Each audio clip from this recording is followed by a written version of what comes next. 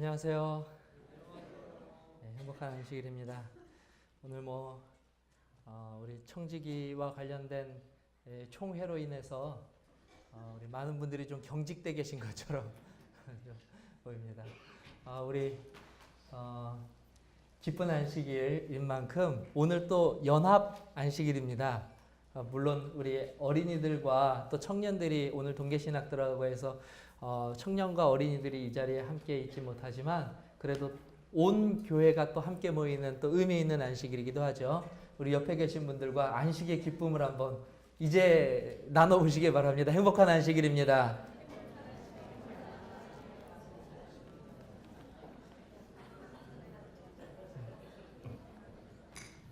감사합니다. 우리 정말 감사드립니다. 우리 장로님과 또 우리 목회부 안희식 목사님이 정말 이 교회를 사랑하는 마음에 특별히 이번 재직분들께서 이 어려운 또 시간을 가지셨습니다. 또 이렇게 말씀하시고 그런데 이것이 재직들과 목회부의 마음만은 아니겠죠? 그죠? 이미 모든 성도님들께서 교회를 생각하시는 마음이고 또 이 교회가 더 주님 앞에서 바람직한 사역을 완성할 수 있도록 우리 모든 성도님들이 이 마음, 이 오늘 우리가 나눈 마음 이상으로 벌써 마음속에 결심들과 또 생각들을 하고 계실 것이라고 믿습니다. 오늘 말씀은 제가 누가복음 19장 28절에서 34절을 본문으로 어찌하여 푸느냐라고 하는 제목으로 말씀을 좀 준비하여 보았습니다. 누가복음 19장에 있는 말씀을 다 펼쳐 보시기를 바랍니다. 누가복음 19장에 있는 말씀입니다. 너무나 잘 아시는 말씀이기도 합니다. 예수님께서 이제 여리고에서 예루살렘으로 들어가실 때에 있었던 이야기입니다. 잘 아시는 것처럼 예수님께서는 3년 반의 공생의 기간 동안에 매년 빠지지 않고 하시는 일이 있었습니다. 그것이 무엇이냐면 6월절이 되면 예수님께서 하시던 그 어떤 사역이 있던지 그 사역을 다 중단하시고 어디로 가셨냐면 6월절에는 예루살렘으로 반드시 가셨습니다. 그 당시 유대인들이 6월절을 지키는 풍습 중에 하나입니다. 예수님도 그 풍습을 따라서 어디로 가셨냐면 이 예루살렘에 가셨어요. 오늘 우리가 나누는 이 누가복음 19장에 나오는 이 장면은 예수님께서 세 번째 6월절을 방문하실 때의 모습을 기록하고 있습니다. 몇 번째요? 그럼 예수님의 이 6월절 방문은 예수님의 공생의 기간에 어떤 방문이 되는 것입니까? 이제. 네, 맞습니다. 마지막 방문의 기록을 여기에 기록하고 있는 것이에요. 예수님께서는 지금 여리고라고 하는 곳에서 예루살렘으로 향하고 있었습니다. 이 여리고에서 예루살렘으로 가기 위해서는 반드시 예루살렘의 그 접경 지역인 이 장소를 지나가야 하는데 그 장소가 오늘 기록에 나와 있습니다. 누가복음 19장 28절, 29절의 말씀을 제가 읽겠습니다. 예수께서 이 말씀을 하시고 예루살렘을 향하여 앞서서 가시더라. 감람원이라 불리는 산 쪽에 있는 벳바게와 베다니에 가까이 가셨을 때에 제자들 중 둘을 보내시며 이제 예수님께서 예루살렘까지 지금 어떻게 가고 계시냐면 도보로 가고 계셨습니다. 그 당시에 예수님께서는 특별한 운송 수단이 없이 늘 걸어서 이 백성들에게 봉사하는 일을 하셨는데요. 마찬가지로 여리고에서 예루살렘을 지금 걸어가고 계시는데 갑자기 이 벳바게와 베다니 지경에 이르러서는 예수님께서 멈추시는 거예요. 그러더니 하시는 말씀이 제자들을 시켜서 나는 여기서 더 이상 갈 수가 없으니 너희들이 지금 저 벳바게와 베다니 지역에 있는 한 마을에 들어가서 한 사람이 이제 문 밖에 무엇을 하고 있냐면 나귀, 이것이 나귀입니다. 여러분들 아시지만 그래도 조금 흥미를 가지시라고 제가 저 나귀는 특별한 나귀 사진입니다. 그냥 아무 곳에 있는 나귀를 찍은 것이 아니라 실제 이스라엘에 있는 나귀를 찍어온 것이에요. 그러니까 예수님께서 보셨던 그 나귀가 저 나귀랑 비슷한 나귀일 것입니다. 저 나귀가 이제 마을에 있는데 그 나귀를 만나거든 주인에게 그 나귀를 달라 해서 그 나귀를 가져오라는 것입니다. 왜 나귀를 가져와야 될까요? 나귀는 뭐 할 용도이겠습니까? 예수님께서 그 나귀를 타시겠다는 뜻이에요. 자, 우리 성도님도 한번 생각해 보시기 바랍니다. 아마 우리 이제 막 신앙을 시작하시는 분들은 언뜻 듣기에는 예수님께서 지금까지 잘 걸으시다가 갑자기 나귀를 가져오라고 하는 것은 아마 분명히 어디가 아프셔서 걷다가 다리가 아프시고 피곤하셔서 비록 30대의 젊은 예수님이지만 한참 이 어려운 이 광야길을 걸어서 오셨기 때문에 아마 다리가 무척 피곤하셔서 제자들에게 나귀를 가져와라. 아마 그 뜻일까? 그 뜻이 아닌가라고 얼핏 생각하실 수도 있겠습니다. 그러나 오늘 예수님께서 나귀를 데리고 오라고 하는 이 사건은 절대 결코 무엇이 아프셔서가 아니라요? 다리가 아프시면 예수님 정도 품성이라면 사실 걸어가다가 나귀를 보고 어떻게 하셨을까요? 야, 저 나귀 좀 가져와라. 내가 다리가 아프다. 그래서 그 나귀를 타고 가실 수도 있었겠죠. 그런데 오늘 예수님께서는요, 굳이 제자들 보고 마을로 들어가서 뭘 가지고 나오라고요? 나귀를 가지고 나 있는 곳까지 나오라고 말씀하시는 거예요. 왜냐하면 예수님께서는 지금 백박의 지경에 들어가실 수 없어요. 어떻게 들어가실 수 없냐면 걸어서 들어가실 수 없는 그와 같은 상황이 직면에 있는 것입니다. 뭐 그 이유를 다 설명하자면 오늘 설교 시간이 넘어갈 수밖에 없습니다. 또 그런 걸 원치는 않으시죠? 자, 그래서 개인적으로 이 부분에 대해서 한번 연구해 보시기를 바랍니다. 오늘 주제는 무엇이냐면 예수님께서 그래서 이 나귀를 가지고 오라고 말씀하신 거예요. 그래서 이 나귀를 가지러 제자들이 갔습니다. 그리고 그곳에서 정말 매여져 있는 나귀를 보게 되었어요. 30절입니다. 이르시되 너희는 맞은편 마을로 가라. 그리로 들어가면 아직 아무도 타보지 않은 나귀 새끼가 매여 있는 것을 보리니 풀어서 끌고 오라. 지금 예수님께서 뭐라고 말씀하셔요? 돈을 주고 그것을 사와라.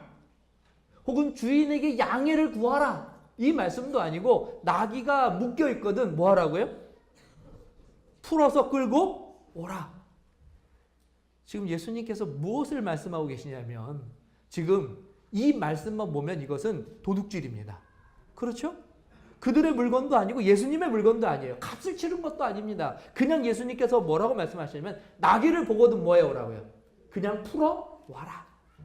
그냥 풀어 와라. 아니 어떻게 예수님께서 이런 말씀을 하실 수가 있으십니까? 분명 십계명에서도 무엇하지 말라고요? 도둑질하지 말라는 계명이 있는데 말이죠.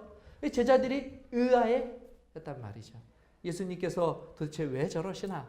그러나 제자들은 순종함으로 그 마을로 뛰어갔고 마을에 정말 매여져 있는 나귀를 보았습니다. 그리고 이 제자들도 참 순진하죠?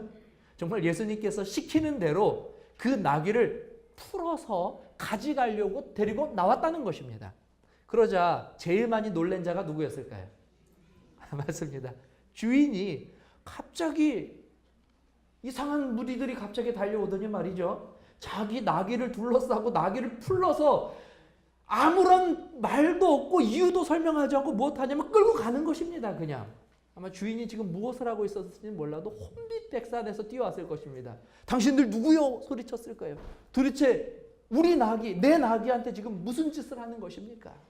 그런데 그때 예수님께서 만약에 그런 일이 있거든 이렇게 말씀하라고 알려주신 이야기가 있습니다. 31절입니다. 만일 누가 너희에게 어찌하여 푸느냐? 다시 말하면 그거 왜 풀러서 가져가느냐? 라고 묻거든 말하기를 주가 쓰시겠다 하시매 라고 말하라고 예수님께서 명령하셨습니다. 누가 쓰시겠다고요? 주가 쓰시겠다. 자, 여러분들이 나귀 주인이라고 한번 생각해 보시기 바랍니다. 이런 황당한 일을 겪을 때 이 물건은 내 물건인데 왜 가져가십니까? 상대방이 뭐라고 그랬다고요? 주가 쓰시겠다 하라. 여러분들 어떻게 반응하시겠습니까? 오늘 본문은 이렇게 이야기하고 있습니다. 이게 저는 사실 예수님께서 풀러오라는 것도 이해할 수 없었고 제자들이 풀러오는 것도 이해할 수 없지만 정말 더 이해할 수 없는 장면이 지금부터 펼쳐집니다. 33절입니다. 나귀 새끼를 풀 때 그 임자들이 이르되, 여기 보니까 임자가 한두 명이 아니었던 것 같아요. 나귀가 비싸니까 여러 명이 함께 그 나귀를 구입했나 봅니다. 공동 소유의 나귀였어요. 하필 풀어도 그런 나귀를 풀었어요. 임자들이 이르되 어찌하여 나귀 새끼를 푸느냐? 황당하겠죠. 대답하되 주께서 쓰시겠다 하고 제자들도요 단순하게 대답했습니다. 주께서 쓰십니다. 35절에 어떻게 나와 있습니까? 35절에 그것을 예수께로 끌고 와서 사실 이 가운데 뭐가 있어야 되냐면 다툼이 있었고 말이죠. 멱살을 잡았고 제자들은 나귀를 예수님 명령에 데려가기 위해서 강제로 그들과 몸싸움을 했다 뭐 이런 이야기가 있어야 되는데 없습니다. 없다는 것은 무엇을 의미하냐면 그 주인들이 어찌하여 그것을 풀러가느냐라고 물었을 때 주께서 쓰시겠다는 이 말에 그들도 무엇했다는 거예요. 아무런 대꾸도 하지 않고 소위 말해서 묻지도 따지지도 않고요. 그가 가지고 있는 나귀를 그러면 주께서 쓰신다고 하니 가져가십시오라고 내어주었다는 이야기입니다. 이게 어떻게 가능하게 될 것인가 궁금하지 않으십니까? 어떻게 이런 일이 벌어졌을까? 오늘 우리가 이것을 이해하기 위해서는 그 당시 나귀 주인들이 가지고 있었던 소원이 무엇인지를 이해하는 것이 가장 중요합니다. 이것이 어디에서 이루어졌냐면 예루살렘 근방에서 이루어졌습니다. 이들은 늘 예루살렘을 바라보며 살았던 자들이었겠죠. 그죠? 그런데 이들은 누구였냐면 예루살렘 근처에 살고 있는 유대인들이었습니다. 여러분, 그 당시 유대인들에게 있어서 가장 큰 소원은 무엇이었습니까? 가장 큰 소원은 무엇이었습니까? 그렇습니다. 메시아가 오는 것이 그들에게 있어서 가장 큰 소원이었고 꿈에도 소원은 메시아가 오는 것입니다. 그런데 그들이 이처럼 메시아를 소원하는 가운데 밤낮 기억하고 있는 성경들, 특별히 예루살렘 근처에 살고 있는 사람들, 게다가 나귀를 가지고 있다고 하는 사람들은 한 번 정도 꿈꿔봤을 만한 예언이 구약 성경에 등장합니다. 그 예언이 이것입니다. 함께 읽겠습니다. 시작. 크게 기뻐할지어다. 예루살렘에 따라 즐거이 부를지어다. 보라, 내 왕이 내게 임하시나니 그는 공의로우시며 구원을 베푸시며 겸손하여서 무엇을 타셔요? 나귀를 타시나니 나귀의 작은 것 곧 나귀 새끼니라. 무려 약 500년 전에 예언되어 있던 이 예언을 유대인들은 끊임없이 기억하고 있어요. 특별히 제가 말씀드리지만 무엇을 가지고 있는 사람들은요? 어디에 살면서? 나귀 가지고 있는 사람들은 한 번 정도 내 나귀가 이 스가랴의 예언을 성취하는 그 왕을 태우는 나귀가 되었으면 좋겠다라는 꿈들을 가지고 있었을 것입니다. 왜냐하면 그들의 소원은 메시아를 만나는 것이었기 때문에. 그런데 오늘 누군가 와서 나에게 무엇을 얘기하냐면 당신의 나귀를 달라 그러는 거예요. 그냥은 못 주겠죠. 근데 뭐라고 말하냐면 주께서 쓰시겠다 하니까 이 사람들은 묻지도 그리고 이것에 대해서 불편해하거나 부담을 갖거나 억울해하지도 않고 그 나귀를 내어줄 수 있었던 것입니다. 왜냐하면 그들의 소원과 목적은 그 나귀가 무엇에 쓰이는 거예요? 하나님의 거룩한 사업에 쓰이는 것이기 때문에 그렇습니다. 다시 말하면 이미 그들은 준비되어 있었던 자들이에요. 사랑하는 성도 여러분, 오늘 이 말씀이 저와 여러분들에게 또 헌금을 작정해야 되는 저와 여러분들에게 아주 귀한 하나님의 은혜와 하나님의 말씀의 약속이 되기를 간절히 바랍니다.